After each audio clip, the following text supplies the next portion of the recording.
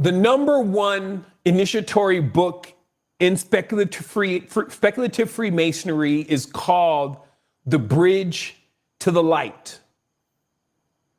That's the name of the book, The Bridge to the Light. What do you think that bridge is that they're referring to? Could it be this rainbow bridge?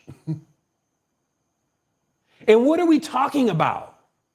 Because if I just said that this visible spectrum is actually us, that would even insist that we're kind of like bridges to the light. I'm going to simplify this for you.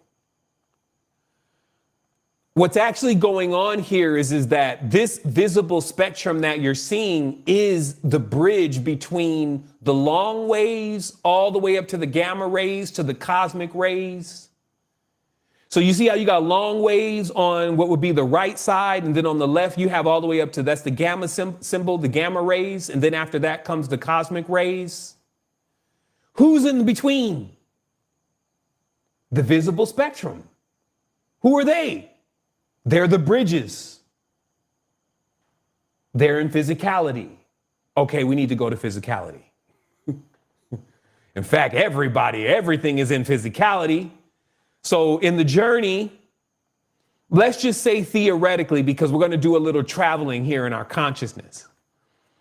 So how I come to see it and really understand it, because, sometimes you got to have that spiritual and you got to have that spiritual, you got to have that electronic, meaning like electrician, engineer, okay, to figure this out.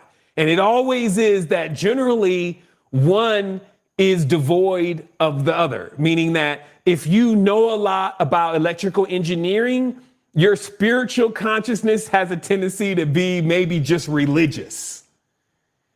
And if you are completely out of the religious box and you understand your power, you have a tendency to have maybe a disdain towards science and technology. So in engineering and those kind of things. So there's just generally, it would be almost an anomaly to find somebody that knows a lot about both of these. And this is why I feel like that it just haven't dawned on humanity yet, hasn't dawned on the spiritual speakers and teachers that, hey, man, this is a little bit more deeper than you think, because technically, if I'm right, and I know that I am, because it's not up to me to be right, I just got to do the math. Let me show you something. Let me blow this up real quick here. So how this really works is when you understand it from a technological level, and we'll just go to the FM and the AM waves because those you understand the most. An FM and an AM wave can be as long as 1 kilometer. So this means that as the wave is moving like this, like it's one huge wave, and there are about 1 kilometer, okay? And this is why FM and AM are still preferred in the utilization of long range communication, especially by the military, because long waves even make their way around mountains. So this signal is so long, you would see it like an energy band snake that is able to move around objects in order to make and continue its connection. Okay, so I'm just saying the longest wave is like looking at a mountain. Versus over here in the X-ray level, all the way off to your left, these waves are so short. Even to use them from a technological level, you only pair them together. Like we use, in this case, as we go up the scale, we use infrared light to read infrared light. That's what you have on the front of your remote control. That little red thing in there, that's infrared. And then on the front of your TV, there's another one because you need 2 of these to communicate with each other. Versus with the long waves and the FM, you can build antennas and just snatch the waves right out of the sky. That's just how accessible they are. So this is just a simple lesson in how this actually is your energetic field. But also, if you visualize this from the ancient time, you could only see this as different types of snakes. You had like a long wave water dragon. You even had these microwaves and these infrared rays right? And they had specific kind of colors and energies to them. And I'm gonna break this down real quick. So as I said before, and I had to pull up this this banner for the show real quick because the Eye of Providence, if you may, is on that banner, right? And some call that the all-seeing eye, because I'm gonna break down to you what's really happening. So this is saying, hey, we can see you everywhere, right? And folks are scared now. They spooked out. They're like, man, shit. They got the all-seeing eye pyramid, right? And then they go into all of what they've been fed without ever really understanding how would all-seeing eye even work? I'm gonna show you. The thing about this is that if you're even on, now remember, we're on that visible wavelength, but if you're on X-ray, okay, you can now see everything below you. You can see right through it.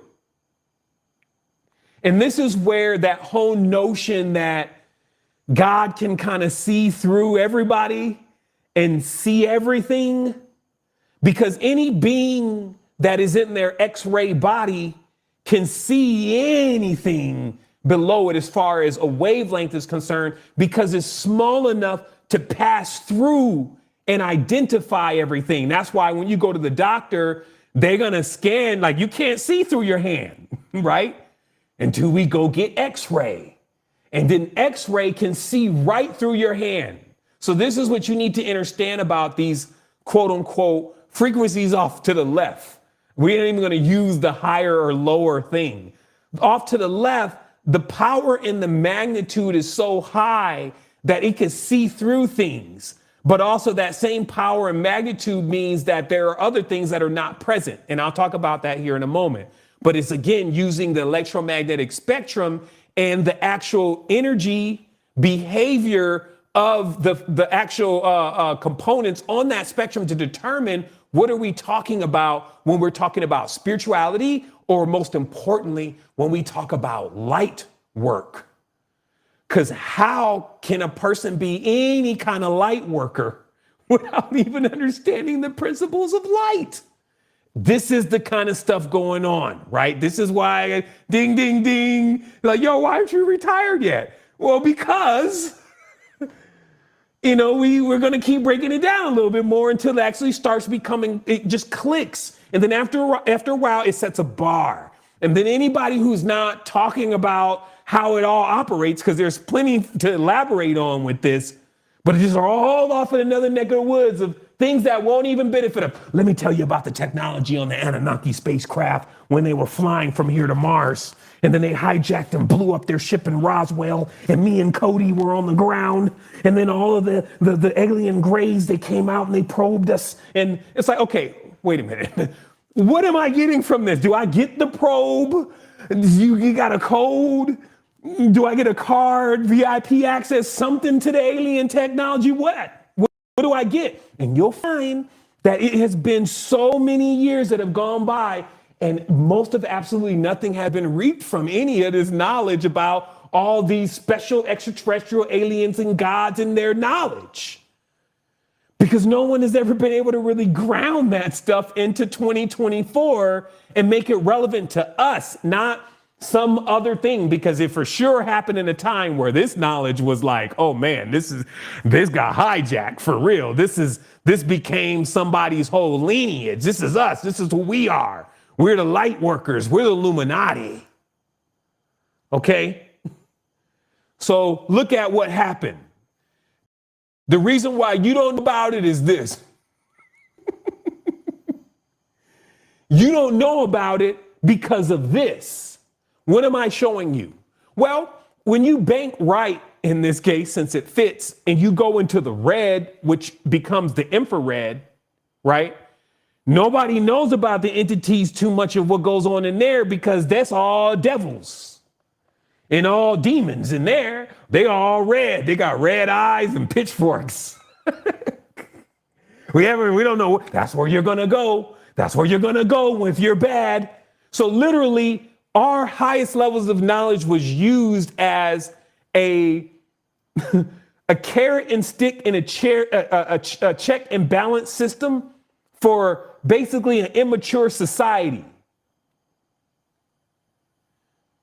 Infrared is evil. It's the red devil demon. And then next door, ultraviolet. That's why they show you the ghost. Every time you see the ghost, he's glowing, he's translucent.